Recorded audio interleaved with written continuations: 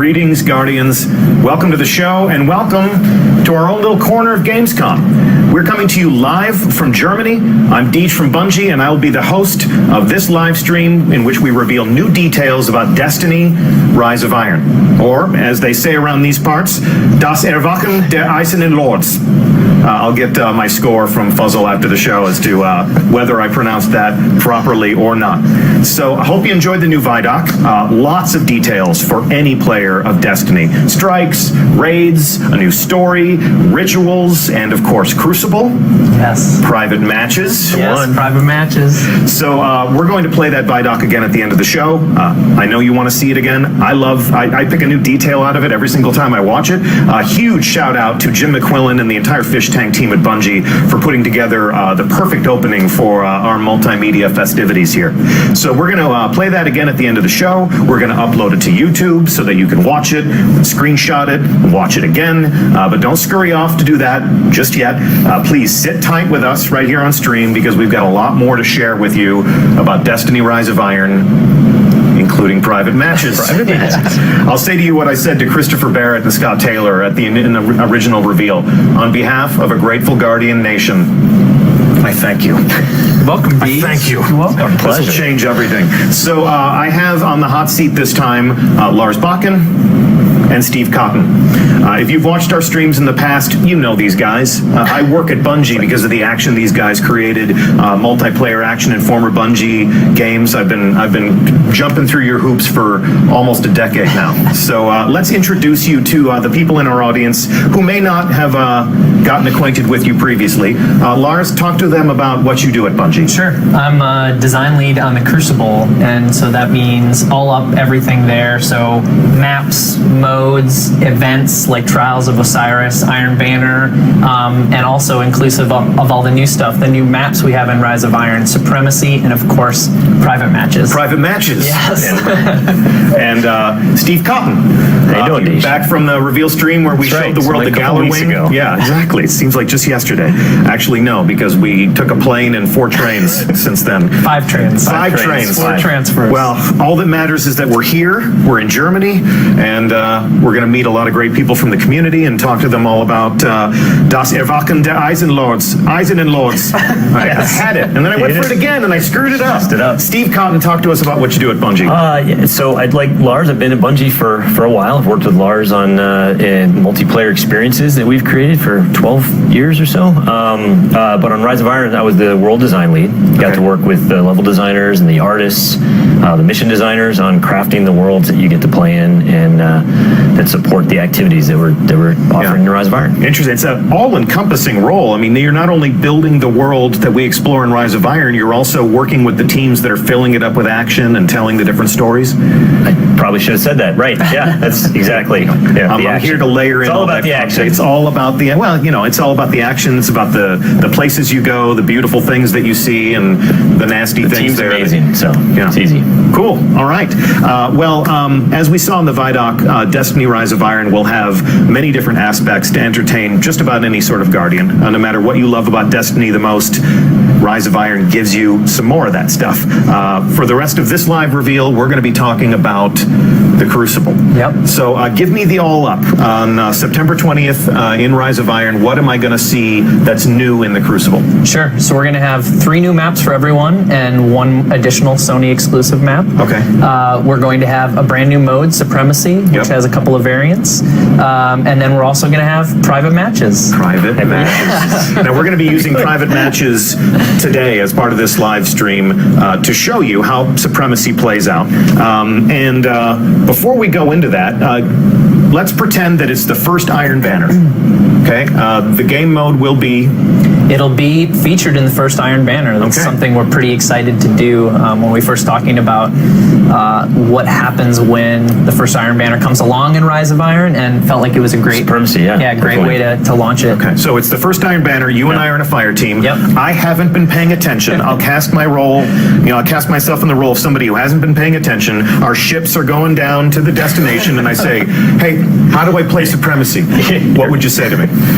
You're on the wrong fire team. No, come on. All right, I'm going to cast you in the role of the helpful person from our community that actually helps people play the game. I can do that. What would you say? So Derek just talked about it on the stream, but if you take the base of Clash, which is our team deathmatch, add an objective on top of that. So every time a Guardian dies, they drop a crest, and the only way to score points is to grab that crest. Okay.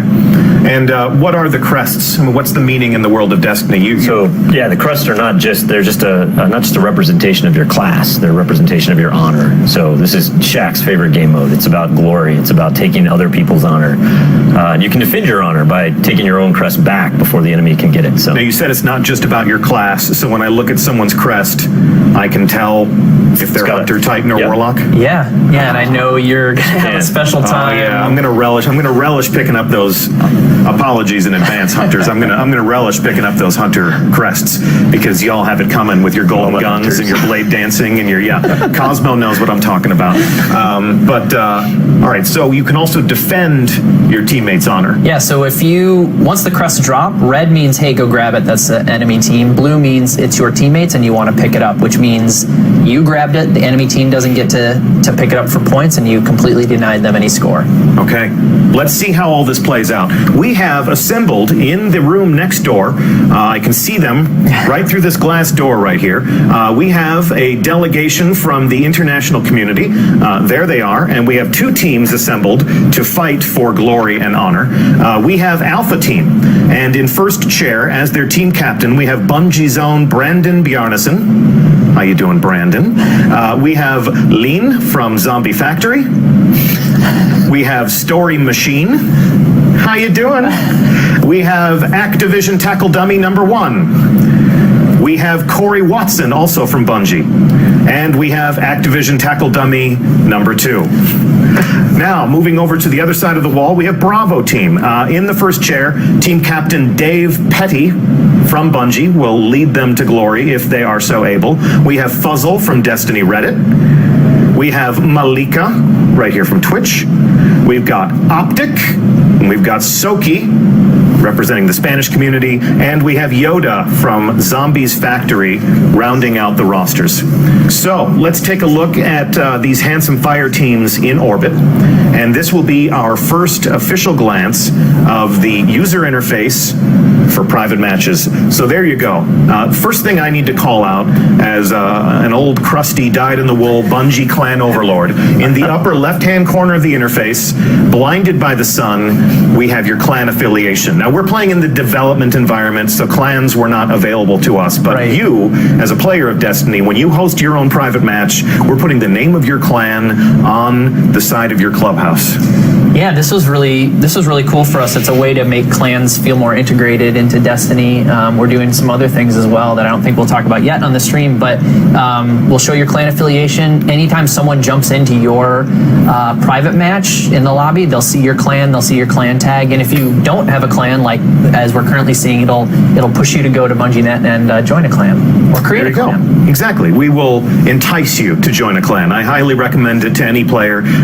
We'll have a new clan roster in the game. It's just all of these are tools that are going to make it easier for you to fill up a private match with worthy adversaries, worthy teammates. We're looking forward to clan challenges against each other, friendly pickup matches. The only other thing I'll call out before we launch is we can see the roster. Everyone piles into this room. They form up into two teams. They can use the L1 or R1 buttons to flutter between teams. You can see Brandon doing that for us. So he could switch teams that easily. And you have a lot of flexibility here. You can do a 6v6 match. You can do a 3v3 match. Yep. You can do a 1v1 match. Okay. Between you and I, D. I think that'll be fun. Yeah, sure. Let's settle the score, Lars. And the other thing we won't show on the stream is you can start a match by yourself. Really? Yeah. So if you want to go in and check out the new maps, if you want to go in and see where the ammo crates are, how practice the game types work, or you just want to sit and watch The Traveler, in Twilight Gap, go for it. Sure. You got a private soundstage for your own creativity. Okay, that's awesome. So we are putting the keys to the Crucible into the hands of the player. Guardians, if you are ready, you're go for launch. So take us out. And and thus begins the first official private match with the Destiny community. This is a special moment, and I thank you for it. It's exciting. So as they take off here and make their way down to the destination, Steve Cotton, talk to us about the world that we're going to visit. Yeah, so this is Floating Gardens, one of the new maps in Rise of Iron. Yeah. It's a Vex map on Venus, but it actually has a really interesting history. Way back in the days of Destiny 1, when we were first making Destiny and making Venus, we had concepted a lot of different areas that we wanted to go to. One of which was called the Well of Iron, no relation to the Iron Lords. It's Well of Iron, and it's where the Vex would dump their fallen comrades into this pool of data milk. Anyway, the level designer Mike Vilterman was inspired by that idea, and what you'll see in this map is a lot of those elements. You'll see the data milk stream, you'll see the dead Vex bodies in the middle. Ceremonial statues that are reminiscent of the original Destiny adventure. It's a gorgeous map. So, and here they go, planting the flag. And our first private match with the Destiny community has begun on Floating Gardens. Talk to us a little bit about this map and what sort of whoa, and you just come out swinging. So this is obviously a bit of a close quarters map. There's not a lot of room to get away from your opponents, so we're going to see a lot of action on this one. Brandon got really excited, like he hasn't had competition like this yet, so this will be interesting. It's okay, Brandon, calm down. You can do it. Yeah, tactically, this map is a symmetrical map. So those teams started on equal sides. It's a lot like Pantheon. It's a little smaller. It's a little bit bent.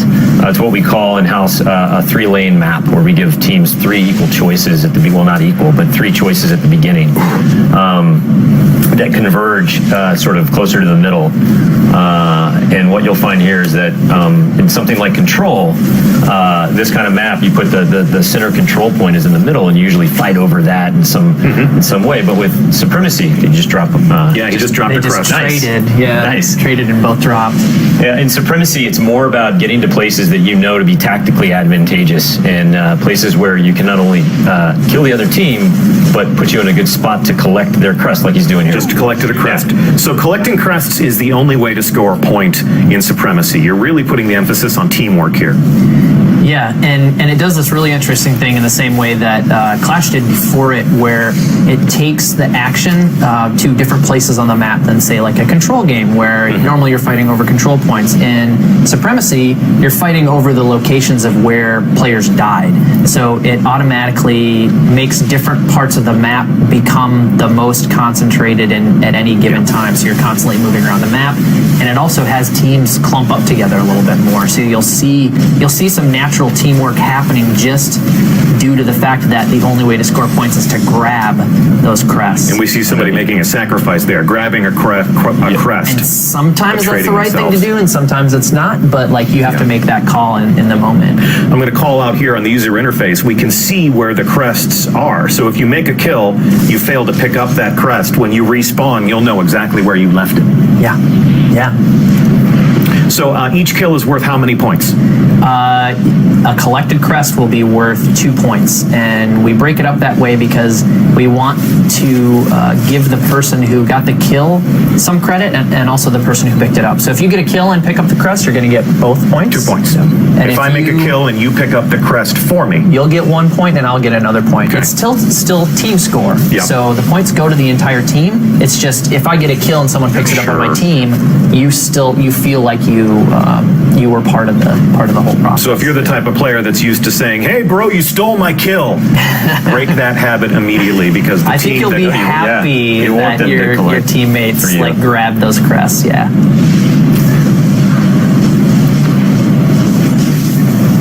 Boom. There we go. So like a nice close quarters kill is nice, because if you use a shotgun or if you use something like Fist of Havoc, your downed crest is going to be right in front of you. Snipers are going to have a harder time with this. They're definitely going to need to collaborate with their teammates to do that collection work. Yeah, you can't just sit on one side of the map or down a lane, snipe away, and then expect to be super effective. If you don't have someone that is collecting those crests on your team, then you're effectively just Going to hunt in packs. What was it we used to say? The strength of the wolf is the pack. is the pack. Yes. So obviously you don't want to clump up too much, otherwise you become 2 or 3 free crests.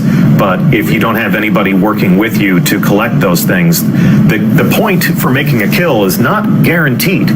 You don't just automatically get the point for making the kill. Someone actually has to pick up that crest for either of those points to get scored, correct? Yes. And there we go. Gallarhorn. Wolfpack rounds ride again. Boom, Oh, boom. that was close Yeah, quarters. That That was dangerous. And the Stormcaller And has something to say Stormtrance. about all of that. Yeah, the guys in my clan call that the Storm Chaser, because as soon as you hear that, it's like, run, run, run, run, run, and that's what he does. He chases you. He or she, of course. So, this is a smaller map. It's a symmetrical map. A lot of shotguns on this map, a lot of close quarters fighting on this map. What else do you hope will happen as you design a space like this? What's the full governing philosophy behind the 3 lanes of traffic? Well, you hope that the 3 lanes have like different experiences down each of them, right? So when you're making a choice, you kind of know what type of fight you want to get into. I mean, the shotguns are definitely going to be pervasive over here on the right, more enclosed areas, but on that outer edge where it's a little longer sight lines, I think you want longer distance fights. I mean, it's in Supremacy, the way it plays out. I think you have somebody supporting somebody else with longer range weapons, most likely. But you hope that. Oh, nice. There we go. You hope that stuff happens. Oh, denied. Couldn't get to the crest in time, but ended up taking out that guy anyways. Nice. Good work. Oh. So when you think of your favorite Destiny maps, there's always a portion of the map that's kind of the hot zone. When you look at the heat maps, that's where most of the kills get made. Where do you think is going to be the sweet spot for a team to control here on Floating Gardens? On Floating Gardens, I mean, the 50-yard line's pretty popular, right? I mean, and where's that? That is right down. It's easy to figure out once you see it, but it's this Vex data mill river right down the middle of this map. So, and then there's a couple of different interesting spaces along that axis.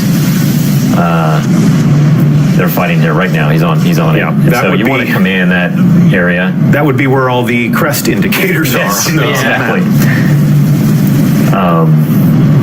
That's not a surprise. So these are 2 pretty evenly matched fire teams. This is actually pretty good. This is great. We brought in people from the community, and we were having them play against members of the Bungie away team, as well as our friends from Activision, who built this lovely space where all this magic happens for us. And we're, there's when the guys on the Activision team saw who was coming in to fight from the community, they're like, "Optic, what are you doing to me, man?" It's like, "Hey, we got some hitters on your team. Don't worry about it." Brandon's got game. He's probably one of the most skilled Bungie employees in the studio, in which case we're definitely going to form up our own Bungie team and get in on some of this private matches action. Nice. All right. That was a close match. Close match. The team that we were spectating lost. And there you have it. Our first private match with the players in our community. We're going to play one more private match. I'm going to give them a moment to collect themselves, to return to orbit. Brandon's backstage, sort of fanning the flames of a game well played. We salute you. And whether your honor was collected or not, every Guardian is a hero of honor. So please don't take it hard. But we have more gameplay to enjoy. So we're here in orbit, once again greeted by the user interface that you would use to set up your own private match.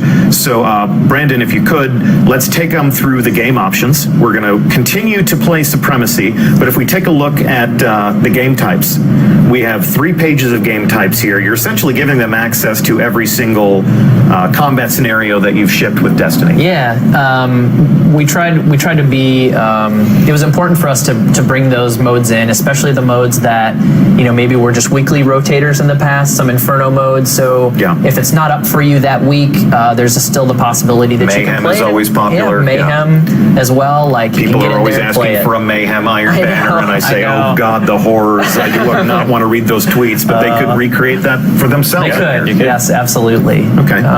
So all the game modes there, and then so you pick your combat scenario, then you pick your map. We've shipped a lot of Destiny maps across all the different expansions. Around 30. Dark Below, House of Wolves, Taken King, now Rise of Iron. So they're all in here, so we can page through almost 30 maps, up to 30 maps. You're going to see maps in here you haven't seen for a while. Including Skyline, which is a map they've never seen. Yeah, it's a map they've never seen. I was going to say, dude. Right, So including they've never that seen one. that. For the sake of illustration purposes, go ahead and pick First Light. Now watch what happens to the interface. As you can see, we added a couple of options there. Some maps are outside, so we can play with time of day. Some maps are big enough to accommodate vehicles. Right. So talk to me about time of day. I mean, is that just a style choice, or does that actually impact gameplay? It can change gameplay. Yeah. It can change tactically how you play, and you know, in Destiny we do have time of day as an option in the maps, and normally in matchmaking it's just a randomized choice. Yeah. So sometimes you'll get a map at night, sometimes you'll get it midday, sometimes you'll get it in morning. Yeah. And it was a cool option to give players because it does feel different. Rusted Lands feels different when you're playing at night. Yeah. Even if you're going in there and screenshotting. Yeah. You know, we used to take pictures of maps all the time and share them with the people in our clan. This is where you stand when we tell you where you're supposed to snipe, you know, so if you need better lighting conditions for those sorts of things, or if you just want to create the right mood, if you're, you know, waging your own tournament on a given theme. And then vehicles, near and dear to my own personal heart. You know, we've talked about the fact that Sparrow Racing League is coming back. It's some of the best fun I've had playing Destiny, and I am really looking forward to seeing who in the community uses this vehicle setting creatively. I've heard tell that there's been a little bit of fun in the playtest labs. Well, we had a take-home test a couple weeks ago, and someone's like, hey, why don't we play 6v6 elimination on Bastion at night with vehicles? And we did, and it was awesome. I mean, it was so crazy, but it was super fun. And so that was just a glimpse of what we think the community will be, you know, toying around with. Well, and with their creativity, Destiny can be things that it never was previously. So we're certainly looking forward to that. So Brandon, take us back up the menu chain there a little bit. We've chosen our map. Actually, we haven't chosen our map. We're not going to play. Choose one. Yeah, where are we going next? We're going to Icarus. Icarus. There we go. So we'll go to Icarus. This is a smaller map, so the considerations about vehicles drop away. We'll take a look at our score limit. You can design your own duration of play. This can be a long match. This can be a short match. And then there is, of course, the time limit. Brandon's pretty optimistic with this score. I know. Yeah. So for our purposes, we wanted these to be 7-minute matches. Yeah. That way we guarantee that the match ends in a timely fashion, but we didn't want it to end sooner, so we pushed out the kill count way out. So that's our logic in creating this private match. Perhaps you'll make different decisions as you start to set up your own private matches. With that, I think we look good, yeah? Is that what we want? Yeah, that looks good. Supremacy on Icarus, score and time, and then finally, we haven't talked about light level. If you're playing with a friend of yours and you're both max light and you want a 1v1 and you want to, you know, you got something to prove, you want to settle some scores, go ahead and turn your light on. That makes this like Trials of Osiris or Iron Banner, where your light score plays a factor in the combat. If you want to turn that off, you want to enjoy your favorite year one weapons again, you want to host your throwback night tournament, you can just disable that stuff. That's what we're doing right now. This is the match that we want to fight, so you can dismiss your options. And once again, we're go for launch. Everyone ready? It's all yours. Take us out. So Icarus, Steve. All right, Icarus. Yeah. Where are we going? Icarus is it's a Warmind solar collector on Mercury. Again, the level designers, where they come up. This is a really fascinating story about where they come up with their inspiration. But they were fascinated by real world technology. These power towers, these heliostat sort of thermal like collectors that exist on Earth. They heat molten salt up to like 1,500 degrees. It's crazy. So, what better place to collect solar energy than Mercury? And it's certainly closer. Yeah, it's probably. But they. Yeah, and they put it in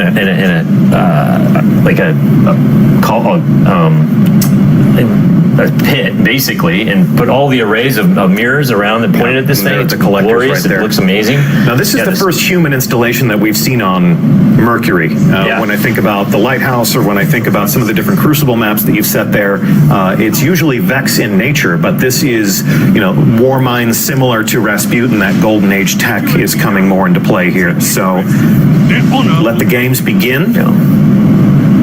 This is round 2 of Supremacy, and as the match plays out, talk to us a little bit about how the environment is impacting the gameplay. Looks like we've got our first blood right there. This one's a little bit tighter than Floating Gardens. Is this a symmetrical map? This is a radial map. A radial map? Or, you say round. Round. No, it's a radial map. It's the interiors. It's a lot like Anomaly, but the exteriors are much more open. Again, this gorgeous skybox that the artists have created. Must be a war mine thing. I mean, Anomaly is also a circular map, so the war mines, they think in a circular fashion. All right, picking up those crests, putting points on the board. Nice. Yeah, running the table, sliding into the crest. You get style points for that? No, you don't, but you should. But you sure feel cool doing it. So that was great. That was a denial right there. Yeah. So that could have been a double kill instead. So we can see down here in the lower left-hand corner, the user interface is telling us a lot about the combat. We can see Bravo team seizing quests. I want to say quests so bad. Crests. They're seizing the crests. So this just gives you an idea as to who's running the table, who's leading the match. Yeah, there's a couple things going on there too. We have audio cues for taking crests and denying crests. So not only are you seeing it in the kill feed down there, but you're also hearing it as well. So we want to have multiple ways that information is conveyed. Our chat room is also observing the fact that there are no medals, which is yes. I really meant to keep a sharper eye on chat to see how they were enjoying the fun, but amidst all the excitement, I forgot to look down. So hey, chat, sorry about that. Lazy Summerstone, you called it. New medals 3 hours sleep in Supremacy. 3 hours sleep, 1 airplane, 4 trains. Oh. Did you see that right there? 5 that trains. guy's got 5 trains. Yeah, I just saw it. So should we talk about artifacts? We should talk about artifacts because I just saw that. I did too. So this is Brandon, right? He's running. Yeah, he's running the hand. Yeah, so he's got the artifact Memory of Perun equipped, which highlights enemies. The ones that are low on health, it highlights red, and the ones that are full on super, it highlights yellow. So you can see if somebody's about to unleash a super. You can see if they're charged. The time you have to react is it's going to look really small. You get used to it though, and it's very helpful in making just quick knee-jerk decisions. There you go. That was nice. He was low in health, and then he was dead. That's wicked. And all good things must come to an end. Yeah. So if somebody has a red glow, that's a visual cue for what the community would refer to as absolute. This person has taken damage. They might not be absolute, but they'll be close. So their health is getting pretty low once they start. I also just saw a tiny glimpse of one of the other artifacts as well. Did you see that? That was that Stormcaller's not going to be happy. They were just activating the super and got gunned down in their prime like a Stormcaller dog in the streets. These matches are really close. Fistful of crests.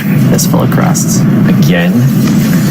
Yeah, so this dead orbit shotgun's doing a little bit of work. So we took a look at one of the artifacts, these new tributes to the Iron Lords, the things that change the way you play. Let's take a look at Dave Petty's viewpoint and see which artifact he's using. Right, so he's got Memory of Galian, so which enhances your tracker. Basically gives you third eye on your primary, so it stays up all the time, and also gives you more granularity in the pie wedges, so you have more accuracy. Okay, so give you extra information. Wait for ammo location. You can see all the ammo and the objectives show up. And we'll wait for him to aim down sights, and there you go. The radar stays. That'll be awfully handy. Now, there is one artifact where where you can take control of another enemy's mind. Do we enable that in the Crucible? Can I take control of the brain of somebody who's elsewhere on the internet and ask them to go out and buy me snacks and stuff? Just AI. All right. Well, I want you guys to keep working on that technology. We saw something briefly, though, like a few seconds ago before you started asking about that, where the crests actually have physical properties in the world. Look at there. Look at there. When they get killed, they move around. You can fire a rocket near it, a grenade. Like you'll see it move downstairs, ramps, and it's not a lot. It's pretty light, and we worked on it for a long time to make sure it didn't affect it so much as to be annoying. But it's there, and it adds an extra layer of interest to the game. Yeah, it really does. So Lars, Stormborn52 just tuned into the stream, and he wants to know if Rise of Iron has private matches. Do you have an official comment on that? Look at your Stormborn, I'm happy to say that yes. Private matches confirmed. We're actually playing one right now. It does say private test build up in the corner. That's just, that's our development environment. But private matches are confirmed in Destiny. Choose your combat mode. Choose your map, choose your time of day, choose whether or not you want vehicles, and right now they're enjoying a little bit of Supremacy, which is our brand new game mode, which is why you see this combatant picking up those crests. You left a hunter crest right there on the ground. And someone just took Sorry, Deej. These games are close. Yeah, these are some nail biters. These are some close matches. That's exactly what we want. It's good. And all we're fighting for today is a little bit of honor, a little bit of bragging rights, a little bit of stream hype, perhaps. Nice. So when you collect a blue crest is friendly quest. You sort of used the GI Joe laser color palette here. Well, we wanted to go simple. Yeah. And when you grab a blue one, you're actually denying the enemy team points. So depriving the enemy. Basically, the simple thing to do, remember in this mode, is if you see a crest, grab it. Sure, right. Yeah. No matter the color.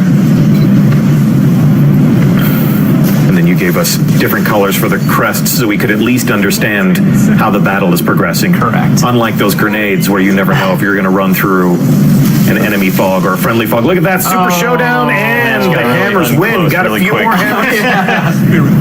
There you go. You have redeemed yourself. Your team has won. Good games to all. Good games to all. Thanks so much to our community combatants for putting on a good show today. The first two private matches in the history of our community have played out, and exciting. We've got nothing else to play. We're going to save the other two maps. We're going to hold those in reserve. Actually, I believe our friends at Game Informer played on the other two maps, and they've been kind enough to hold those cards close to the vest, and they're going to kick off what I understand to be a week of Crucible coverage after this stream. So if you want to know more about Supremacy, if you want to see the other two maps, and behold their beauty and the new geometry, keep an eye on Game Informer. Apparently they're going to let slip with those details all week long. So let's summarize what we have learned, or rather what we have taught and what they have learned about the Crucible. When Rise of Iron comes out, I get how many maps? Everyone gets 3 maps, and there's a Sony exclusive as well. Supremacy is exclusive to Rise of Iron. Yes. Okay. It's a new mode that you're shipping with this new adventure. Yep. So if you want to play Supremacy, get yourself some Rise of Iron. However, if you want to enjoy a private match, who can play private matches? Anyone that has a PS4 or Xbox One version of Destiny has access to private matches. So I got a Destiny 1 disc. I played it for a few months. I took a walk to play some other games, or I fell off, the radar of the community. I'm watching this stream right now, or maybe a buddy of mine says, hey, remember that thing you always said you wanted to do? They put it in now. So I can take my Destiny 1 disc, plug it into my PS4 or my Xbox One, download a whole bunch of updates. Yes. We've been busy in their absence. And you can enjoy private matches with all your friends. That's correct. You're probably going to ask them to turn a light off, though, because you're not going to have all year one. Yeah, they might want to do that if they don't have a You can have year one armor and weapons. You're like, guys, can we play without light? Sure we can. Okay, so We know the community is going to do amazing things with this new feature set. We're going to be watching. We're going to be learning from you, as we always do. This was one of the most frequently requested features, so I couldn't be more thrilled that you've taken it and put it into the game. And this was part of the Rise of Iron development cycle. You know, Rise of Iron heralds the arrival of this new feature, but we're going to make it available to all players on current generation PS4, Xbox One. We know that you're going to have a lot of questions about how all of this works and what all of this means to the game that you love to play with your friends. So our friends on the Destiny player support team are going to hook you up with some answers. If you make your way to Bungie.net, there will be some support articles that are going live with a brand new blog article, essentially talking about private matches and the new game options that you can use to structure your own engagements. Some of the different clan features that are going live with Destiny Rise of Iron. Looking forward to that. Yeah, it's gonna be great. Forward to the tribal warfare that's going to open up between our players, hardcore communities. Looking forward to showdowns between Invigorate and Rezo and just like the whole thing. It's going to be awesome.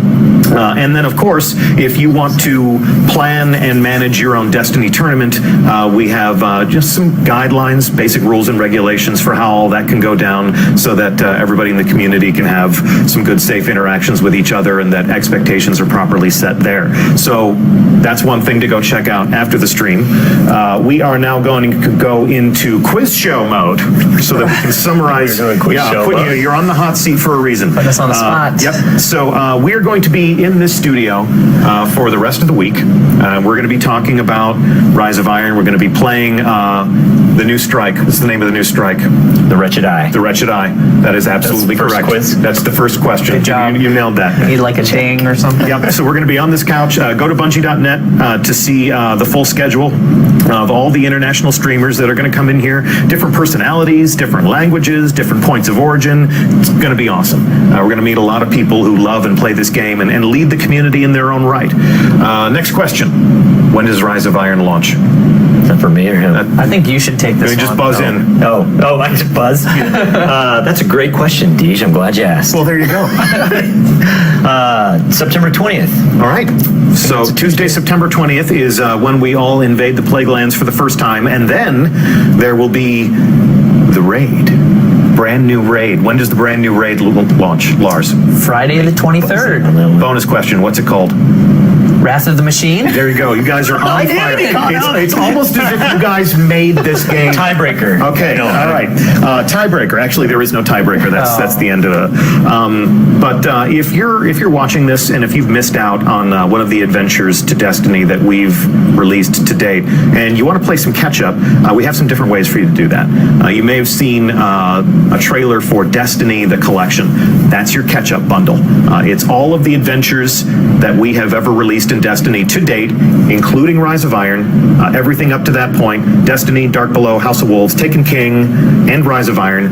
If you're looking forward to investing deeply in the private matches, it's good to get all those maps into your inventory, or perhaps you just want to play and catch up and see what we've been up to while you've been away. If you don't want to play catch up, but you feel like your Guardian isn't combat ready, there's going to be a character boost so that you are ready for action, ready to run into the Plague Lands as soon as Lord Saladin says go. What else do we have? We have, as part of the Destiny The Collection, we have a digital upgrade path. So if you are one of our friends on a legacy console, mean to say a PS3 or an Xbox 360, if you own the Taken King on that system and you get yourself a shiny new PS4 or Xbox One, open up the digital marketplace on your new console, go to the PSN store, go to the Xbox Live Marketplace, you'll be able to buy Destiny The Collection at a discount. It'll detect that you have the Taken King, and it'll allow you to pick it up for $40. So we hope that makes it a little bit easier for you to continue your adventure with us. Wouldn't be the same without you. And this game is nothing without its community. I'm sure you agree. Agreed. Because you do great things for them. You do great things for them, fellas. So again, that's not all that we have planned. We put so much effort into building this lovely set, so we're going to get a lot of mileage out of it. There are going to be other people to come here and hang out with us. Looking forward to a lot of people from the community to come and tell us in their own words what they think of the Wretched Eye strike and who knows what else. Thanks for watching. Thank you, gentlemen, for taking 5 trains to be with us here in Cologne and to show us everything that you've been working on. Thank you to our guest community combatants in the next room. You guys were awesome. And we thank you for watching. I already said that, but I'll say it again. So this is the end of our stream. It's time to fan out onto the internet and get yourself some more details. You can watch that Vidoc on YouTube. We're about to play it for you again right here. You can check out what Game Informer is saying about the Crucible, and it may well be that one of your favorite YouTubers was invited to our studio a couple of weeks ago to play these things for themselves. So their embargo should be lifting soon. But just check it out. If you follow the right people on Twitter, you'll see a lot of links to new information. I am Deej from Bungie. This has been Lars Bakken. Hello. This is still Steve Cotton. And it's been our pleasure to host you on stream. Stay tuned to our channel all week long, and very soon we'll see you atop Fellwinter Peak. Thank you for watching.